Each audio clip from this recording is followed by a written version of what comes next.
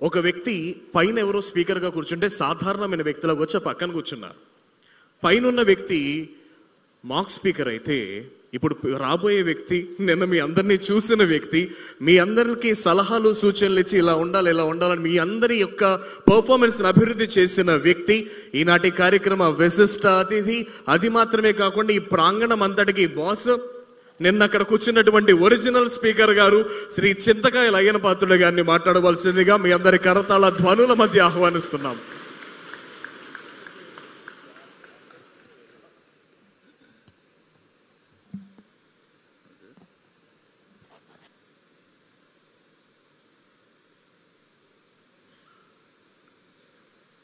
ముందుగా ఈరోజు నాకు చాలా ఆనందంగా ఉందండి. నేను కూడా మొదటి నుంచి రాజకీయాల్లో ఉన్న వ్యక్తిని మీ అందరికీ తెలుసు. పెద్దలు ఎన్టీ రామారావు గారు, చంద్రబాబు నాయుడు గారు సహకారంతో ఈ స్థాయికి వచ్చాను. నేను ఒకటే కోరుకుంటాను. ఇప్పుడు లోకేష్ గారు ఒక ఉపన్యాసంలో చెప్పారు, మంచి మాటలు చెప్పారు. ఈ దేశం నాది, రాష్ట్రం నాది, నా గ్రామం నాది అని ఫీలింగ్ వస్తే దాన్ని అమలు చేయడం ఎలా? అమలు చేయాలంటే మీలాంటి యువకులు రాజకీయాల్లోకి రావాల్సిన అవసరం ఉంది. ఇప్పుడు రాజకీయాలంటే భయం పడే రోజులు వచ్చాయి. గతంలో మనం చూసాం. రాజకీయాలు ఎందుకండి అని ఆలోచించే పరిస్థితుల్లో ప్రజలు వచ్చారు. అది తప్పు. మన రాష్ట్రం బాగుండాలి, మన దేశం బాగుండాలి, మన గ్రామం బాగుండాలి. దానికి మన బాధ్యత ఏంటి చెప్పి కూడా మీ యువత ఆలోచించవలసిన అవసరం ఉంది. ఇప్పుడే లోకేష్ గారితో మాట్లాడినప్పుడు పిల్లలంతా చాలా బ్రహ్మాండంగా, నిన్న కూడా వచ్చాను, నేను చూశాను మీ పెర్ఫార్మెన్స్. మాకంటే బ్రహ్మాండం చేస్తున్నారు మీరు. నేను వాస్తవం చెప్తున్నాను. ఎంచేదంటే మీ పిల్లలు మనసుల్లో ఏమీ లేదు, ఫ్రీగా రాష్ట్రం కోసం ఆలోచిస్తున్న వయసులో వచ్చారు మీరు. మాలో కుతంత్రాలు ఉంటాయి. రాజకీయ నాయకులు ఆ పార్టీ ఈ పార్టీ ఈ పార్టీ కొట్టుకో, రాష్ట్రం పోయినా పర్లేదు, మా ప్రెస్టేజీలు వేరుగా ఉంటాయి. అంచే స్వచ్ఛందమైన మనసుతో రాజకీయాలు చేస్తే రాష్ట్రం ఎందుకు బాగుపడదండి, దేశం ఎందుకు బాగుపడదండి? అందుకే ఇవాళ మిమ్మల్ని చూస్తుంటే నాకు చాలా ఆనందంగా ఉంది. మరి ఇటువంటి కార్యక్రమానికి ఆర్గనైజ్ చెయ్యాలని చెప్పి ఆలోచన చేసిన వ్యక్తిని కూడా లోకేష్ గారిని మనందరం కూడా అభినందించవలసిన అవసరం ఉంది. చాలా బ్రహ్మాండంగా మీరు మాట్లాడిన మాటలు కానీ అన్నీ విన్నాం మేము. ముఖ్యమంత్రి గారు చాలా అనుభవం ఉన్న వ్యక్తి మనకి. వారి సమక్షంలో మీరు మాటలు చూస్తే ఎంత హ్యాపీ ఫీల్ అయ్యంటే, 8వ తరగతి 9వ తరగతి 10వ తరగతి పిల్లలే ఎంత బ్రహ్మాండం మాట్లాడితే, రేపు మీరు డిగ్రీస్ పాస్ అయ్యి ఇంజనీరింగ్ పాస్ అయ్యి రాజకీయాల్లోకి వస్తే ఈ సమాజం కోసం ఎంత ఆలోచిస్తారో ఒకసారి మీరు అందరూ కూడా ఆలోచించవలసిన అవసరం ఉంది. ఈరోజు కార్యక్రమానికి వచ్చినటువంటి మంత్రులు, ఎమ్మెల్యేలు అందరూ వచ్చారు, అధికారులు వచ్చారు, చీఫ్ సెక్రటరీ గారు వచ్చారు. అందరికీ కూడా నా నమస్కారాలు తెలియజేస్తూ, ముఖ్యంగా మరి ఇటువంటి కార్యక్రమం ఏర్పాటు చేసినటువంటి లోకేష్ గారికి నేను కూడా సభాపతిని అవ్వచ్చు, కానీ మంచి కార్యక్రమం చేసింది ఎవరైనా సరే మనం అభినందించవలసిన అవసరం ఉంది. ఒక స్టెప్ ముందు తీసుకొని చెయ్యాలి అని పట్టుదలతో ఈ కార్యక్రమం చేసినటువంటి లోకేష్ గారికి ధన్యవాదాలు తెలియజేస్తున్నానండి. మీ అందరికి కూడా నా ఆశీస్సులు కూడా తెలియజేస్తాను. ఈవేళ రాజ్యాంగం ఏర్పాటు చేసిన రోజు చాలా పవిత్రమైన రోజు. మన పండగ ఎలా చేసుకుంటామో మన భారతదేశానికి ఒక పండగ లాంటి రోజు ఇవాళ రాజ్యాంగ నిర్మాణం చేసిన రోజు ఈరోజు. ఇటువంటి రోజున ఈ కార్యక్రమం జరగడం చాలా ఆనందంగా ఉందని చెప్పి ఈ సందర్భంలో మీ అందరికీ మనం చేస్తున్నాను. ఈరోజు 70 ఏళ్ల క్రితం ఇదే రోజుని రాజ్యాంగాన్ని రచించారు. ఎంతమంది అండి? చాలామంది పెద్దలు మేధావులంతా కూర్చొని భారత రాజ్యాంగం ఎలా ఉండాలని చెప్పి రచించి ఆ రాజ్యాంగాన్ని నడిపించమని కొంతమంది పెద్దల చేతిలో పెట్టి మనందరి మీద బాధ్యత పెట్టారు. చాలా బాగా రాశారు రాజ్యాంగం. అంటే భారతదేశం బాగుండాలి అని ఒక నియమాలు పెట్టారు. దీంట్లో ఒక విషయం ఏంటంటే, సుమారు కొంతమంది తెలుగు వాళ్ళు కూడా, నాకు తెలిసి ఈ రాజ్యాంగం రచించిన పెద్దల్లో మన తెలుగు వాళ్ళు కూడా 14 మంది 15 మంది ఉన్నారు. వాళ్ళు కూడా భాగస్వాములు అయ్యారు. అంచేత ఈ రాజ్యాంగం అంటే ఏంటి, ఈ రాజ్యాంగంలో మన పెద్దలు ఏ సూచనలు చేశారు మనకి, దాన్ని ఎలా పాటించాలని తెలియాలంటే ముందు రాజ్యాంగం అన్నది రావాలి. అందుకే ఇప్పుడు బుక్ ఇప్పుడే చూశాను నేను, ఈ పిల్లల కోసం అని చెప్పి ప్రత్యేకంగా constitution of India for children అని చెప్పి సింపుల్గా అందరికీ అర్థమయ్యేలాగా లోకేష్ గారు దీన్ని తయారు చేశారు, మీ అందరికీ ఇచ్చారు. మీరు అందరూ కూడా దీన్ని చదివి మీ స్కూల్లో అందరికీ చెప్పి అసలు రాజ్యాంగం ఎందుకు రాశారు మన పెద్దలు, దేనికోసం రాశారని చెప్పి అందరూ తెలుసుకోవాల్సిన వస్తుంది. ఫస్ట్ స్టెప్ అది. మనకి బైబిల్ ఉంటుంది, పురాణం ఉంటుంది, ఎన్ని ఉంటాయి, ఎందుకు రాశారు, దాన్ని ఫాలో అవ్వమని. అలాగే మన పెద్దలు ఈ రాజ్యాంగాన్ని రాశారు కాబట్టి దాన్ని ఫాలో అవ్వాల్సిన అవసరం ఉందని చెప్పి నేను మనవి చేస్తున్నాను. అంతేకాకుండా మరి ఈవేళ పెద్దలు ముఖ్యమంత్రి గారు ఉన్నారు. అసెంబ్లీ ఏంటి, అసెంబ్లీ దేనికి, అసెంబ్లీలో ఏం చర్చించాలా, అసెంబ్లీలో బిల్స్ ఎలా పాస్ అవ్వాలా.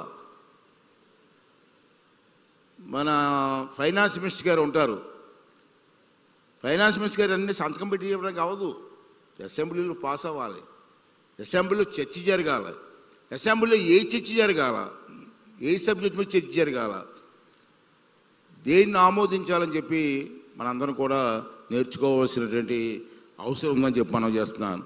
ఇవాళ ముఖ్యమంత్రి గారు ఉన్నారు, ఈవేళ వాడిని కోరేది ఏంటంటే, ఈవేళ పిల్లలను చూస్తే ఎంత ఆనందంగా ఉంది. ఎడ్యుకేషన్ని ముఖ్యమంత్రి గారు చాలా ఆలోచిస్తుంటారు. నేను వారిదే చాలా సంవత్సరాలు బట్టి పనిచేస్తాను, నేను చూస్తూ ఉంటాను. ఎడ్యుకేషన్ మోస్ట్ ప్రయారిటీ ఇస్తుంటారు వారు. ఇంజనీరింగ్ కాలేజీలు పూర్వం లేవు, వీళ్ళ ఇంజనీరింగ్ కాలేజీలు వచ్చాయంటే ముఖ్య కారకుడు చంద్రబాబు నాయుడు గారే. పూర్వం ఇంజనీరింగ్ కాలేజీలు చదువుకోవాలంటే మా టైంలో బెంగళూరు, చెన్నై వెళ్ళి చదువుకునేవాళ్ళు. ఇవాళ మనకు కావాల్సిన ఇంజనీరింగ్ కాలేజీలు ఉన్నాయి. ఎన్నిటికీ ఎడ్యుకేషన్ చాలా ఇంపార్టెన్స్ ఇచ్చే వ్యక్తిని, అంచేత ఎడ్యుకేషన్కి ఇంకా ఇంపార్టెన్స్ ఇవ్వాల్సి ఉంది సార్. మరి నేను చిన్న కోరేది ఏంటంటే, మొన్న కూడా లాస్ట్ టైం మీకు చెప్పాను నేను, స్కూల్స్లో హై స్కూల్స్ లెవెల్లో పిల్లలకి పూర్వం మేము చదువుకున్నప్పుడు, నేను ఇంటర్మీడియట్ చదువుకున్నప్పుడు ఎన్సిసి, రెడ్ క్రాస్ ఇటువంటివి ఉండేవి సార్. దాన్ని పునర్నిర్మాణం చేయవలసిన అవసరం ఉంది. ఎందుకంటే ఎన్సిసిలోనే రెడ్ క్రాస్లో నేను పనిచేశాను. నేను హై స్కూల్ స్టడీస్లో ఒక భావం, సేవాభావం వస్తుంది సార్, దాన్ని పనిచేయడం ఉంది. తర్వాత హై స్కూల్స్లో, పూర్వం హై స్కూల్స్లో బ్రహ్మాండమైన ప్లే గ్రౌండ్స్ ఉన్నాయి. ప్రతి ప్లే గ్రౌండ్ని మనం తయారు చేసి అక్కడ గేమ్స్ ఆడుకునే ఏర్పాటు చేయవలసిన అవసరం ఎంతైనా ఉందని మనం చేస్తున్నాను. పూర్వం మా హెడ్ మాస్టర్ గారు ఉండేవారు, నేను హై స్కూల్ చదువుకున్నప్పుడు.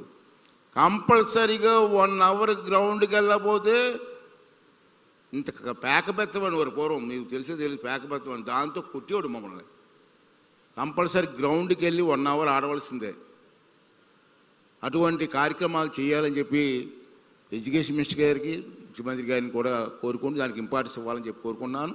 లాస్ట్లో ఏంటంటే, నేను చెప్పాను సార్, మీకు గుర్తుందో లేదో, మీరు ఉమ్మడి రాష్ట్రంలో ముఖ్యమంత్రిగా ఉన్నప్పుడు నేషనల్ గ్రీన్ కోర్ అని చెప్పి ఒక కార్యక్రమం చేసాం.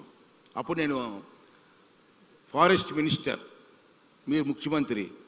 ఒకే రోజు కొన్ని లక్షల మొక్కలు ఒక్క రోజు రాష్ట్రం అంతా నాటేవాడిని. చంద్రబాబు గారి నాయకత్వంలో. ఇందాక మీరు అసెంబ్లీలో ఇప్పుడు మాట్లాడినప్పుడు కూడా మీరు మాట్లాడారు. క్వశ్చన్ వచ్చింది, ఫారెస్ట్ మినిస్టర్ మీరే కదా, నువ్వేనా ఫారెస్ట్ మినిస్టరే, నువ్వు మాట్లాడావు, ఇందా చూశాను నేను. అతను కూడా క్వశ్చన్ వచ్చింది ఇందాక. నేను ఏంటంటే, మళ్ళీ ఆ కార్యక్రమం మీరే చేయగలరు సార్, కార్యక్రమం చేయండి. ఒకే రోజు రాష్ట్రం అంతా, అన్ని జిల్లాల్లో, అన్ని గ్రామాల్లో మన పిల్లల చేత లక్షలాది మొక్కలు నాటితే కార్యక్రమం తీసుకోండి సార్ అని చెప్పి మరొకసారి మీ అందరికీ మనవి చేస్తూ, ఒకటి మేము కోరుకున్నానండి, రాజ్యాంగం కోసం, దేశం కోసం ఎంతోమంది పెద్దలు త్యాగం చేశారు, ప్రాణాలు అర్పించారండి. అల్లూరి సీతారామరాజు గారి లాంటి పెద్దలు, సుభాష్ చంద్రబోస్ లాంటి పెద్దలు ఎందుకు చనిపోయారు? వారి కోసమా, వారి కుటుంబం కోసమా? కాదు, దేశం కోసం. ఈ దేశం బాగుండాలని త్యాగం చేశారు. అటువంటి త్యాగాల్ని మనం మర్చిపోకుండా మనం కూడా వారిలాగా త్యాగం చేయమని అనట్లేదు నేను. ఈ దేశం కోసం ఆలోచన చేసి ప్రతి ఒక్కరు కూడా ఆలోచన చేయవలసిన అవసరం ఉంది. అలాగే ఆఖరిగా ఒక మాట చెప్తానండి, రాజకీయాల్లో కూడా విలువలు ఉండాలండి. మనుషుల్లోనే విలువలు ఉండాలా? రాజకీయాల్లో విలువలు ఉండకూడదా? రాజకీయాలు కూడా విలువలు ఉండాలా? సరే, ప్రజలు ఎవరిని ఎన్నుకుంటారు. కొంతమందిని అధికార పార్టీలు ఎన్నుకుంటారు, కొంతమందిని అపోజిషన్ పార్టీలు ఎన్నుకుంటారు. కానీ అందరం కూడా రాష్ట్రం కోసం పనిచేయాలా? అపోజిషన్ పార్టీ అయినా లేకపోతే గవర్నమెంట్ పక్షం ఉన్న పార్టీ అయినా ఏదైనా మన రాష్ట్రం ఒకటే, మన రాష్ట్రం, మన ఊరు, దానికోసం ఆలోచించాలా. ప్రభుత్వం ఒక మంచి పనులు చేస్తున్నప్పుడు, మంచి అని తెలిసినప్పుడు ప్రతిపక్షం కూడా దానికి ఓటేయాలా, దాన్ని ఆమోదించాలా. ఆమోదించకుండా మేము ఆమోదించమండి, మా పార్టీ సిద్ధాంతం అండి, రాష్ట్రం పోయినా పర్లేదు, మన గ్రామాలు పోయినా పర్లేదు, కుటుంబాలు పోయినా పర్లేదు, మా పార్టీ సిద్ధాంతం, మేము అపోజిషన్ అంటే వెళ్ళకూడదు. రాష్ట్రం కోసం అందరూ కలిసి పనిచేయాలి. అందరినీ ప్రజలు ఎన్నుకున్నారు. ఆఖరిగా సార్ ఈ సమంజసం కాదు కానీ ఒక మాట అంటున్నాను సార్, ఏమనుకోవద్దు, ఒకవేళ తప్పు మాట క్షమించాడు సార్. మీ అందరూ పిల్లలు, చదువుకున్న పిల్లలు, ఆఖరిగా ముగించి మీద క్వశ్చన్ వేస్తాను, మీ సమాధానం చెప్పాలి. ఏంటో క్వశ్చన్ అంటే, ఒక ఉద్యోగస్తుడు ఉద్యోగం చేస్తూ ఉంటాడు. ఉద్యోగం సరిగ్గా చేయకపోతే ప్రభుత్వం ఏం చేస్తుందండి? జాబ్ తీసేస్తారు కదా, శాలరీ ఉండదు, జాబ్ ఉండదు. ఒక ఎమ్మెల్యే అసెంబ్లీకి రాకపోతే ఏం చేయాలండి? ఎమ్మెల్యే బాధ్యత ఏంటి? అసెంబ్లీకి వచ్చి ప్రజలతో సమస్యలు చర్చించాలా. అందుకే కదా మీరు అందరూ మాకు సపోర్ట్ చేశారు. మరి మీ అసెంబ్లీకి రాకుండా మీ అసెంబ్లీకి రావని ఇంట్లో కూర్చుంటే మరి ప్రజలు వాళ్ళని ఏం చేయాలండి? ఎలా ట్రీట్ చేయాలండి? చదువుకున్న పిల్లలు మీరు ఆలోచించి సమాధానం చెప్పండి. ఒక ఉద్యోగస్తులు ఉద్యోగం పోతే జీతం ఇస్తారా?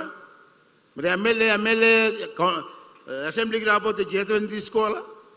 ఇది నా క్వశ్చన్. ఇంక పెద్దలు నిర్ణయించాలి. ఓకే అండి, థ్యాంక్ యూ అండి. చాలా ఆనందంగా ఉంది ఈవేళ మీ అందరినీ చూస్తే. అంత ఆనందంగా ఉందంటే రేపు రాబోయే రోజుల్లో ఈ దేశానికి పనికొచ్చే నాయకులు కావాలి. మీరు మన లోకేష్ గారు చెప్పారు, ఇంజనీర్లు డాక్టర్లు అవుదాం, కానీ కొంతమంది రాజకీయ నాయకులు కూడా మంచి మనసుతో ఉన్నవాళ్ళు రావాలి. వచ్చి దేశాన్ని, రాష్ట్రాన్ని, మీ గ్రామాన్ని, మీరు పుట్టిన గ్రామాన్ని కాపాడుకోవాల్సిన బాధ్యత మీ అందరికీ ఉందని చెప్పి మరొకసారి మీ అందరికీ మనం చేస్తూ, ముఖ్యంగా మీ తల్లిదండ్రులు గౌరవించండి, తల్లిదండ్రులు పూజించండి, వారు చెప్పిన బాటలో నడవండి, ఈ దేశానికి మంచి పౌరులుగా ఎదగండి. ఈ దేశ బాగు కోసం మీరందరూ కూడా కడ వరకు పనిచేయాలని చెప్పి మరొకసారి మీ అందరినీ కోరుకుంటూ, మీ అందరికీ మరొకసారి శుభాకాంక్షలు తెలియజేస్తూ సెలవు తీసుకుంటున్నానండి. థ్యాంక్ యూ అండి. థ్యాంక్ యూ వెరీ మచ్ అండి. Thank you sir, thank you very much. ఇందాక మినిస్టర్ గారు మిమ్మల్ని అందరినీ, మీలో రాజకీయ నాయకులు ఎవరు అవుతారు అంటే కొంతమంది చేతులు పైకెత్తారు. ఇలా మిమ్మల్ని అడగడానికి కొంతమంది వ్యక్తులు ఉన్నారు. ఆ రోజు ఆయన అడగటానికి ఎవరు లేరు, అడగటానికి ఎవరు లేకపోయినా విద్యార్థి దశలో ఉన్న రోజు నుంచి ప్రజలకు ఏదో ఒకటి చేయాలి, ఏదో ఒక మంచి చేయాలనే సత్సంకల్పంతో మీలాగే ఒక స్టూడెంట్గా ఉండి ఎంఏ ఎకనామిక్స్లో పట్టభద్రులై రాజకీయాల్లోనికి వచ్చి 4 దశాబ్దాలుగా రాజకీయ నాయకునిగా మాత్రమే కాకుండా రాజనీతిజ్ఞునిగా ఎరిగి అత్యంత వైభవపేతమైన విజన్తో స్వర్ణాంధ్ర 2047 సాధన లక్ష్యంగా ముందడుగులు వేస్తున్నటువంటి ఈనాటి కార్యక్రమ ముఖ్య అతిథి గౌరవనీయులైన ఆంధ్రప్రదేశ్ రాష్ట్ర ముఖ్యమంత్రి వర్యులు శ్రీ నారా చంద్రబాబు నాయుడు గారిని ప్రసంగించవలసిందిగా మీ అందరి కరతాళ ధ్వనుల మధ్య సాదరంగా సగౌరవంగా వారిని ఆహ్వానిస్తున్నాం.